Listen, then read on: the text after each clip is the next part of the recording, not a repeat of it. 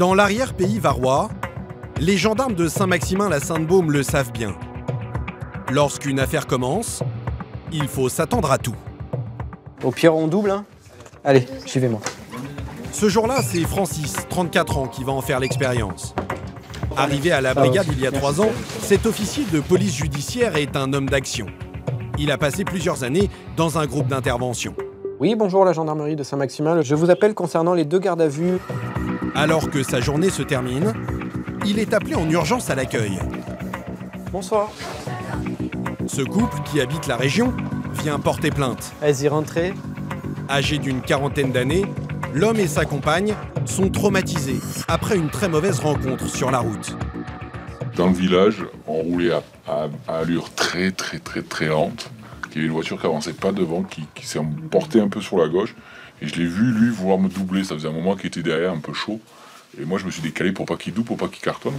Et là, ça lui a vraiment pas plu. Il m'a suivi jusqu'à chez moi. Quand j'ai entendu crier, je suis sorti à côté de mon compagnon et j'arrive à côté. Il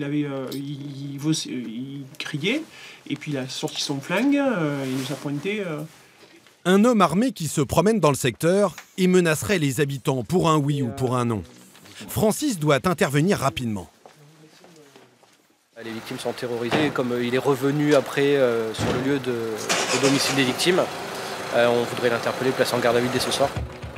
Les victimes ont pu relever la plaque d'immatriculation du suspect. Les gendarmes ont trouvé son identité. Il est âgé de 25 ans et travaille comme intérimaire. Il est déjà connu des services pour des violences et usage de stupéfiants. Alors les gendarmes prennent leurs précautions. Gendarmerie. Bonjour, là, vous sortez, s'il vous plaît. Le suspect est bien sur place, en train de prendre une douche. Il est interpellé en douceur. Premier objectif des gendarmes, récupérer son arme. Je vais vous montrer l'arme de poing que vous allez utiliser. C'est ça où on retourne à la maison. On va la chercher. On va la trouver ici. L'homme vit chez les parents de sa petite amie. Il indique aussitôt aux gendarmes l'endroit où il a caché ce pistolet. C'est un factice. Visiblement, c'est un pistolet à billes qui ressemble comme 2 gouttes d'eau à un vrai. Visuellement, on ne peut pas savoir que c'est un faux. Le pistolet est faux, mais les faits sont graves. Menace avec arme. Vous êtes passé en garde à vue. Attendez, j'ai rien fait, monsieur. Passez les menottes. Pour s'assurer qu'il ne cache rien de dangereux, Francis veut fouiller la maison. Et la réaction du jeune homme va le surprendre. Vous vivez ici, monsieur? Oui. Donc on va faire une perquisition en votre présence. D'accord. Non, vous n'avez pas le droit, il faut un mandat. Monsieur, les mandats, c'est aux États-Unis, d'accord? Ici, ça n'existe pas en France. Manifestement, cette fouille l'inquiète. De quoi intriguer les gendarmes qui décident d'inspecter le moindre recoin de la maison. Garage, grenier et même les toilettes. Toutes les pièces, sauf une, fermée à clé. C'est quoi là? C'est une chambre aussi. Je ne comprends pas pourquoi toutes les pièces sont ouvertes, sauf celle-ci. En fait, si vous voulez, on ferme toutes les chambres. Mais qui les ferme? Les chambres, on les ferme à clé. Oui, c'est ça. Qui c'est qui a la clé? Ben justement, je sais pas, la clé, on l'a perdue, ça fait au moins 4-5 jours et ça fait un bon moment. Une clé perdue, les gendarmes ne vont pas se contenter de cette version. Sinon, on va casser, hein, mais bon, c'est dommage pour votre maison. Hein. On ne réparera pas derrière. Et le couple retrouve soudain la mémoire. La clé, elle serait dans son jean. Ah, c'est ça. C'est ça? Et voilà. C'est bon, on a la clé. Elle réapparaît. C'est magique. C'est bon, il y a la clé. C'est magique. Ah, ben voilà. Francis découvre une pièce entièrement consacrée au séchage d'herbes de cannabis. Mais c'est ma fumette à moi, ça n'y a rien de fabuleux. Suspendu au plafonnier, des pieds en train de sécher. Et dans ce carton, une dizaine de bocaux remplis de stupéfiants. Près d'1 kilo d'herbe. On s'y attendait à moitié en fait, hein, suivant, on connaissait un peu les antécédents. On était parti un peu pour ça aussi. C'est quoi les antécédents? La production de produits stupéfiants, la revente. Pour le couple, les choses se compliquent. Mais c'est une blague. Sérieusement, vous pensez que c'est une blague? L'affaire qui avait commencé par une altercation entre automobilistes s'alourdit avec cette découverte de stupéfiants. C'est cadeau, c'est pour vous dans la voiture, ça. Le suspect sera placé en garde à vue. Sa petite amie sera entendue séparément pour comparer leurs 2 versions. Faites-vous un petit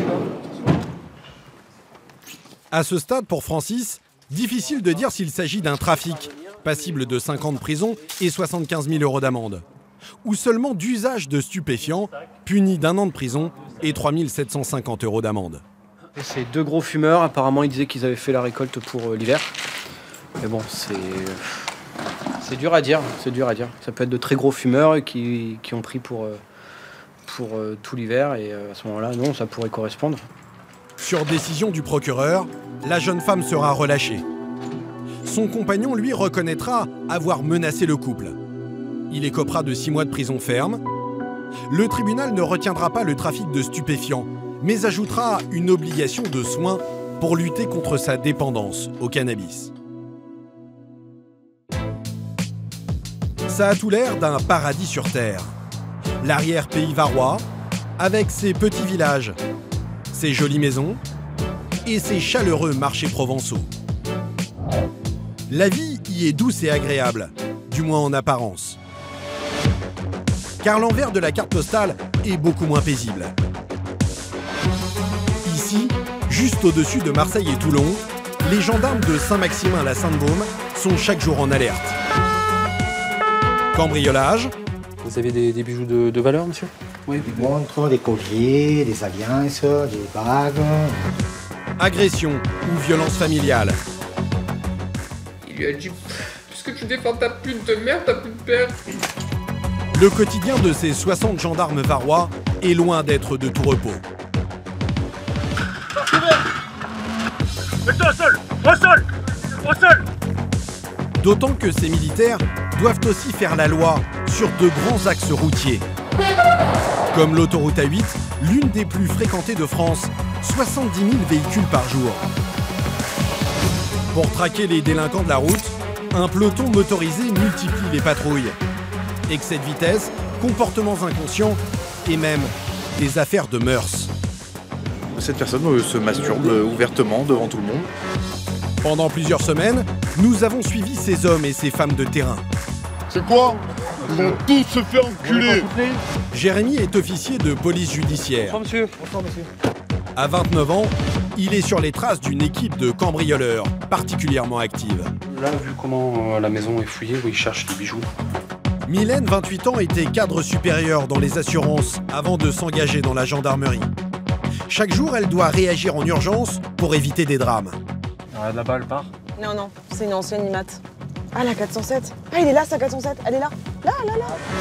Cédric, lui, est motard. Il traque les excès de vitesse sur l'autoroute et endosse parfois le rôle d'enquêteur. On est d'accord, vous y êtes bien allé cette nuit à minuit? Oui, oui. Voilà. Un quotidien bien loin de la douceur provençale. Ça rigole pas, là. Non.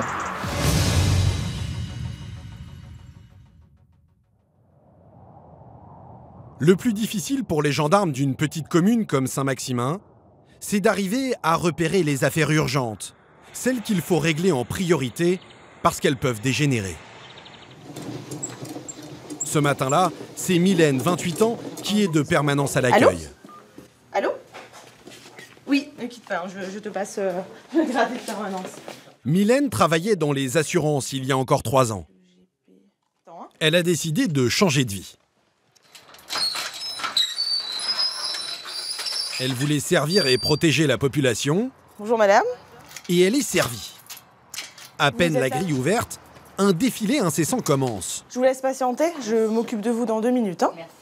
Des dizaines de petits et de très gros problèmes à gérer. Alors, dites-moi. J'ai retrouvé ma voiture abîmée. C'est quoi comme menace? Qu'il allait s'occuper de mon cas. Un instant, hein. Gendarmerie de Saint-Maximin, bonjour. Monsieur, bonjour. Bonjour madame. Dites-moi. C'est pour une plainte, pour une fraude à la carte bancaire. Alors. Toute la journée, entre le téléphone qui sonne et les dépôts de plainte, Mylène ne sait plus où donner de la tête. Allez, je vais voir avec lui. Vous quittez, ne quittez pas. Hein. Ne quittez pas. On sait que ça s'arrête pas, ouais. C'est. On n'a pas le temps de s'ennuyer. Ben voilà, c'est reparti. Un rythme soutenu, et pourtant Mylène doit garder les idées claires. Car au milieu de toutes ces affaires, elle doit repérer celles qui peuvent tourner au drame et réagir au plus vite. C'est justement ce qu'elle va devoir faire maintenant. Bonjour, donc voilà, c'est vous que j'ai eu au téléphone tout à l'heure, vous l'avez récupéré. Cette femme est à bout de nerfs. Elle vient porter plainte contre son ex-mari qui installe ses panneaux un peu partout dans la commune. Dessus, il inscrit dans le détail toutes les querelles du couple. Ça, c'est votre adresse? Ah ouais, d'accord. Accusation mensongère, harcèlement, manipulation, privé de mon fils. Ah ouais, d'accord, privé de mon fils. 6 mois, poussée, dépression, suicide. Du harcèlement, puni par la loi. L'ex-mari, un commercial de 50 ans, encourt 3 ans de prison et 45 000 € d'amende. Mais ce qui inquiète surtout Mylène, c'est qu'il a déjà été condamné pour des violences sur son ex-femme. Il m'a dit de toute façon, je vais t'isoler, il me dit tu longeras les murs, les gens vont te fuir, tout va devenir infréquentable. Mais c'est ce qu'il veut. L'ex-mari pourrait en venir aux mains. Dans ce genre de cas, les gendarmes doivent intervenir au plus vite. Bah là, au vu des accusations, quand même, c'est, je dirais, plus que grave, hein, parce que quand même, il y a son nom, son prénom, il y a son adresse, et tout ce qui met quand même accusation, harcèlement, manipulation, c'est... Avant que l'affaire ne dégénère, Mylène mobilise ses collègues pour tenter de retrouver cet homme. Du coup, il s'amuse à placarder tout ça. Voilà, la dame, elle dépose plainte contre lui. Comme elle l'a vu ce matin au centre de Saint-Maximin, il tournerait. L'ex-mari vit à l'autre bout de la France. Mais d'après son ex-femme, il rôderait actuellement dans les environs. Ses 2 collègues de Mylène, Jérémy et Jonathan, vont tenter de l'interpeller. Ils connaissent la marque de sa voiture et son immatriculation. Des fois que lui se cache et qu'il attende sa sortie ou quoi que ce soit, vu dans l'état dans lequel il a l'air d'être, vaut mieux aller faire un tour, je pense que c'est pas plus mal, ouais. Le problème, c'est que là, ça prend des proportions trop importantes. Là. Ouais, oui, il faut agir. Ah, là, clairement, faut réagir. Jérémy ne croit pas si bien dire. À peine arrivé aux abords du domicile de la plaignante, ça doit être ça, le panneau, à mon avis. De nouveaux panneaux, installés le matin même. Les gendarmes vont en découvrir tous les 500 mètres. Étonnant. C'est vrai qu'il en a fait un paquet quand même. Hein. Allez, bah tiens. Allez hop, vamos. Le petit pousset, quoi. 5 panneaux en l'espace de quelques kilomètres. Un véritable acharnement.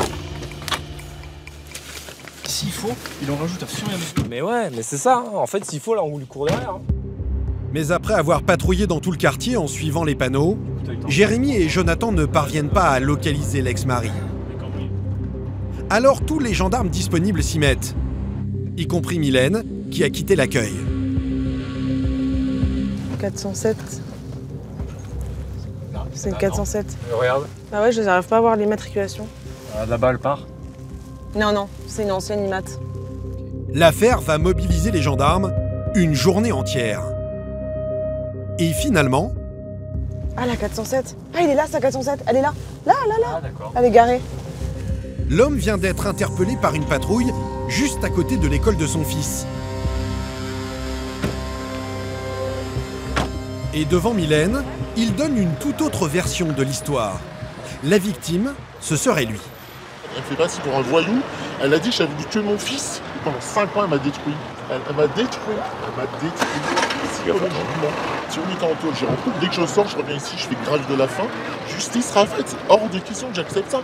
Mais les gendarmes ne sont pas là pour jouer les conseillers conjugaux dans cette guerre de couple. On ne fait que constater les faits, on ne fait que entendre les différentes parties. Et c'est vrai que voilà, on ne peut pas prendre parti. C'est souvent ça, parce que voilà, ils se rejettent la faute l'un sur l'autre. En attendant, une plainte a été déposée pour harcèlement et l'affaire va être traitée par cet officier de police judiciaire. Bonjour monsieur.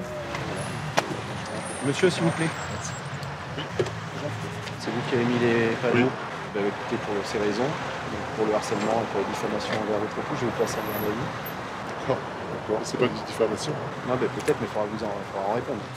Pour prouver le harcèlement, les gendarmes doivent démontrer que c'est bien lui qui dépose tous ces panneaux dans la région.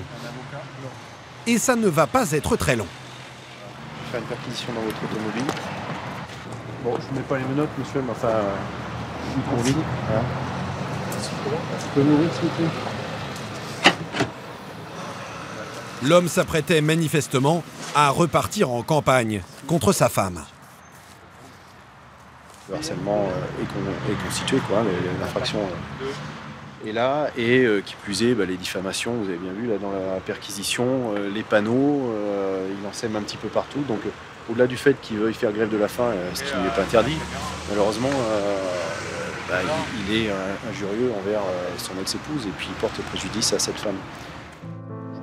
L'homme est placé en garde à vue. Un nouveau coup dur pour lui, d'autant qu'au même moment, dans cette voiture blanche, il aperçoit son fils et son ex-femme. Ils font aussitôt en larmes. De peur qu'il ne commette un acte désespéré, les gendarmes l'entourent discrètement, prêts à intervenir. Il est ensuite conduit à la gendarmerie et après son audition, il passera la nuit en cellule. La lumière. Un moyen pour les gendarmes de laisser retomber la pression et de l'obliger à mesurer la gravité de ses actes. C'est vraiment le strict minimum et il y en a plusieurs qui ressortent des cellules. Ça les a fait réfléchir. Sur décision du procureur, l'homme sera libéré le lendemain matin. Quelques jours plus tard, il déposera de nouveaux panneaux dans la ville. Le dossier est désormais entre les mains de la justice. Il y a un fléau que les gendarmes de Saint-Maximin ont beaucoup de mal à combattre et qui fait régulièrement la une de la presse locale, les cambriolages. Avec plus de 6500 plaintes par an, près de 20 par jour, le Var est l'un des départements les plus touchés du pays. Il faut dire que ces maisons isolées et ces petits villages huppés en font une cible idéale. Et depuis quelques semaines, une nouvelle équipe dévalise le secteur. Des cambriolages à répétition quand les propriétaires sont au travail. C'est Jérémy, ce Marseillais de 29 ans, le plus jeune enquêteur de la brigade, qui est chargé de l'affaire. T'as vu là que t'as pas signature du tout? C'est une esquisse. D'accord. Ce soir-là, Jérémy vient d'être appelé pour un nouveau cambriolage. Et alors qu'il se rend sur place pour démarrer son enquête, il reçoit cet appel. Alors attends, parce qu'on m'a déjà contacté en... C'est pas le même que le début de soirée? D'accord. Un second cambriolage, juste à côté du premier. Ah, c'est le voisin de celui c'est lequel je vais aller. Tu m'as dit le numéro? Ok. Bon, bah écoute, ouais, effectivement, ça colle tout à fait avec l'autre. On a certainement un voisin du cambriolage chez qui on devait aller, qui a été cambriolé aussi. Nous n'avons pas fait 15, on en fait plusieurs. En espérant que ça s'arrête là, mais on verra. Je fais les photos, moi. Ça va. Voilà. Monsieur, bonsoir. Bonsoir, monsieur. Dans la première maison, le propriétaire a découvert les dégâts en rentrant du travail. Ça serait passé cet après-midi, c'est ça? Moi, je suis revenu ici à 18h15. D'accord. J'ai juste refermé la porte. Les cambrioleurs sont entrés par cette chambre en forçant la baie vitrée. Mais ici, pas de traces visibles ni d'empreintes. Je te laisse regarder là, Julie. On va, avec le monsieur, il va nous montrer la suite. Voilà, donc le premier truc que nous on a réglé, c'était ça. D'accord, à partir de là, l'autre côté, rien du tout. Il y avait un appel apparent, rien n'a été ouvert. Voilà. Il n'y a rien de fouillé là-bas? Non, ça c'est sûr. Les malfaiteurs se sont concentrés sur les chambres et la salle de bain. C'est souvent là qu'ils trouvent ce qu'ils recherchent, des bijoux. Ici, ils ont volé une montre de plus de 3000 €. Là, vu comment la maison est fouillée, oui, ils cherchent des bijoux. Ils ne s'emparent pas des objets multimédia, apparemment. Pourquoi les bijoux? Parce que c'est facile à revendre, ça coûte cher, donc les montres également. Donc. Des cambrioleurs qui frappent en quelques minutes. Difficile de les coincer en flagrant délit. Quand on a un secteur aussi large, on ne peut pas être de partout à la fois. On essaye de s'orienter dans des zones où on pense que ça peut être utile, mais bon, voilà, ça va tellement vite et puis ça semble tellement facile aussi, donc voilà. Et en une seule journée, ces délinquants peuvent empocher un joli magot. Bonsoir monsieur. Bonsoir monsieur. Quelques mètres plus loin, dans la deuxième maison cambriolée, Le bilan est beaucoup plus lourd. Vous avez des bijoux de valeur, monsieur? Oui. Des montres, des colliers, des alliances, des bagues, beaucoup d'oreilles, enfin voilà quoi. Donc que des bijoux, à première vue, hein, du moins. Que Et de l'argent. Et de l'argent. Il y avait de l'argent dans la penderie et apparemment il n'y est pas. Après on n'a pas touché dessous. Mais... Une grosse somme?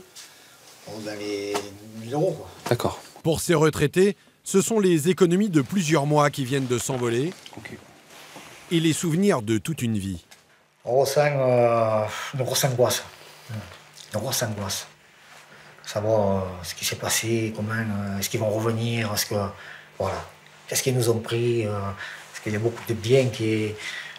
c'est pas tant la valeur, c'est la valeur sentimentale que représentait ce bien. Voilà pourquoi les gendarmes ont fait de ces cambriolages une priorité. Et il arrive parfois que ces malfaiteurs bien rodés commettent des erreurs. Bonsoir quand même, madame. Le lendemain, dans le même secteur, un nouveau cambriolage est signalé. Identique à ceux de la nuit, le 6e en 24 heures. Jérémy envoie des enquêteurs sur place. Et cette fois, ils auront plus de chance. Là, vous avez rien touché? Non, je n'ai pas touché ici. Dans cette maison, chaque meuble a été fouillé. Les cambrioleurs ont pris tout leur temps et ils ont emporté tous les bijoux de la famille. Mais cette fois, ils semblent avoir laissé des traces de leur passage. C'est vrai, je la prendrai. Hein. Laquelle tu vois là? C'est un petit doigt par contre. Non, mais dans le doute, vaut mieux prendre. Les auteurs, s'ils ne portent pas de gants, ça peut être le cas, laissent des traces avec leurs mains. On fait des recherches sur les matières qu'ils ont pu toucher, les boîtes à bijoux, etc., où ils ont forcément manipulé, pour voir si on trouve des empreintes digitales. Et même si les cambrioleurs portent des gants, ils peuvent laisser derrière eux de minuscules indices, un cheveu ou de la salive, qui contiennent leur empreinte génétique. Et sur des gants, on peut trouver aussi de l'ADN. Parce que bon, les gants, des fois, ils se baladent dans leur poche. Dans leur poche, ils mettent des fois leurs mains, etc. Donc on peut trouver de l'ADN, même s'ils mettent des gants. Les gendarmes vont relever ici plusieurs empreintes digitales et des traces ADN. Un travail de fourmi qui finira peut-être par payer un jour.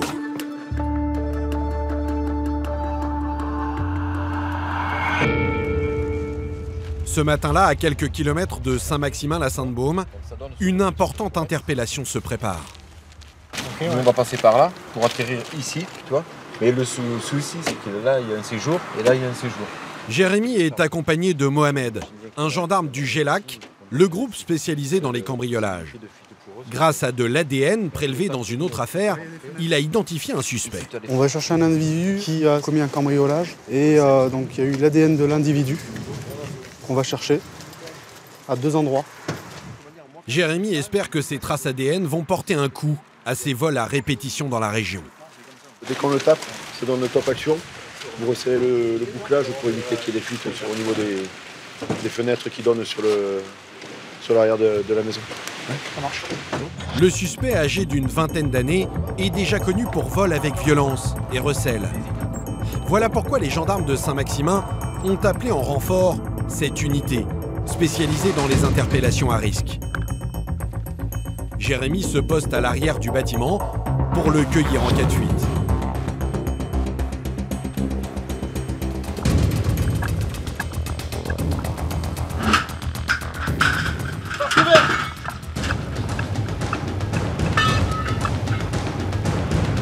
Reste là, au sol, au sol, mets-toi au sol, au sol, au sol.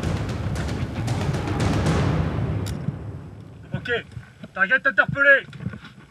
Une fois le suspect menotté, les enquêteurs fouillent la maison à la recherche de preuves, comme des objets volés lors du cambriolage.